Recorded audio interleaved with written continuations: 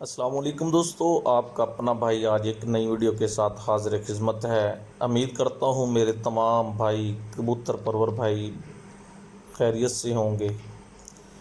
दोस्तों आज मैं आपको शौक करवाना चाहता हूँ सलमान भाई की ये कबूतर हैं। चेक करें दोस्तों, माशाल्लाह ये 2021 में परवाज़ करेंगे। ये पर पटाई के बाद न्यू सार हुए हैं कबूतर। सलमान भाई की 1 to 1 बाजी हैं।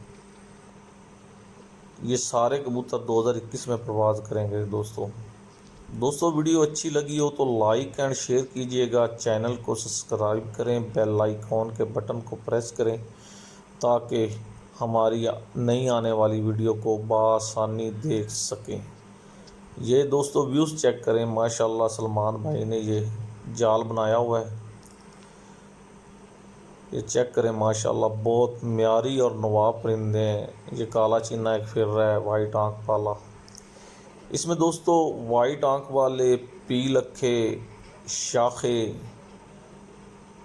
और बहुत सी इकसाम के परिंदे हैं दोस्तों।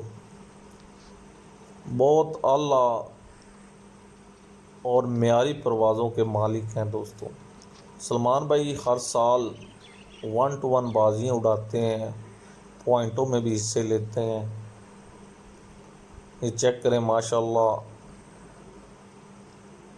हर किस्म का जानवर, हर किस्म का परिंदा आपको मिलेगा इसमें।